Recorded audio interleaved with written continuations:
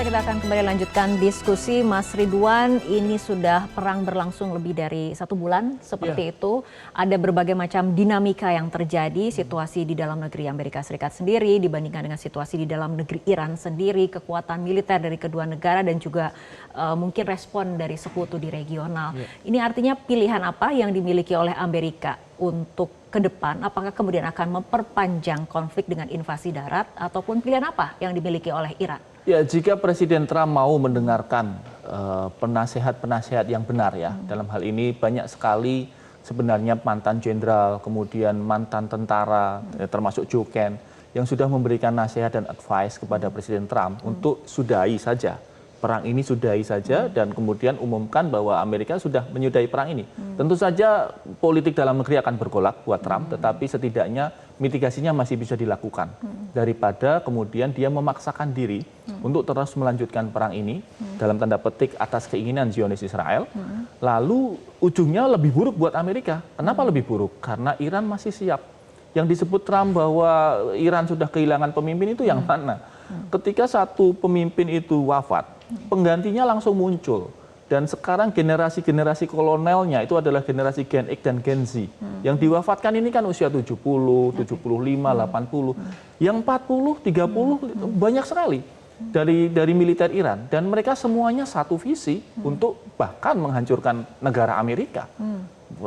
Masyarakatnya tiap malam, tadi laporan dari Teheran mengatakan mereka tiap malam turun ke jalan. Dan teriakannya sama, hancurkan Amerika, hancurkan Israel. Jadi Mbak Fitri, dalam hal ini tampaknya Presiden Trump terbuai dengan narasi megalomanianya. Kalau bahasa lugasnya orang Jawa namanya adigang, adigung, adiguno gitu ya. Merasa besar kepala, merasa bisa. Tapi ternyata prakteknya 30 hari sudah berjalan dan dia tidak bisa menemukan target militernya berhasil. Target militernya berhasil, tetapi strategisnya tidak berhasil. Oke, baik. Saya akan bergeser ke Mbak Tia. Mbak Tia, artinya ini bagaimana caranya damai ditegakkan, konflik dielakkan ataupun disudahi? Saya memprediksikan 3 minggu ya setelah Idul Fitri, karena memang ada indikator-indikator, tentu saja tidak asal menganalisis begitu.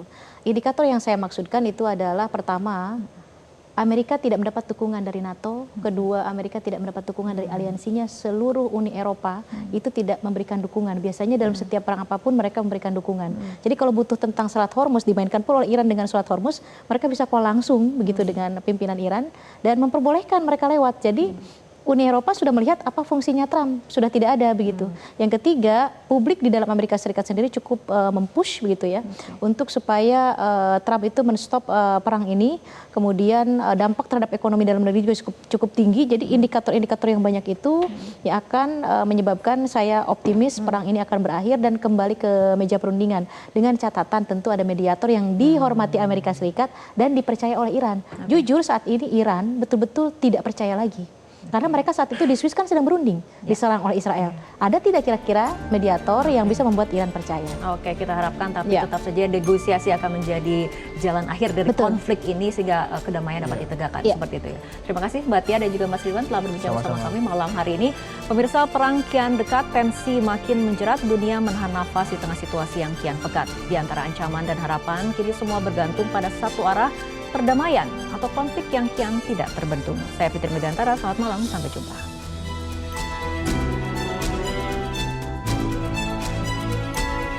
Jelajahi cara baru mendapatkan informasi. Download Metro TV Extend sekarang.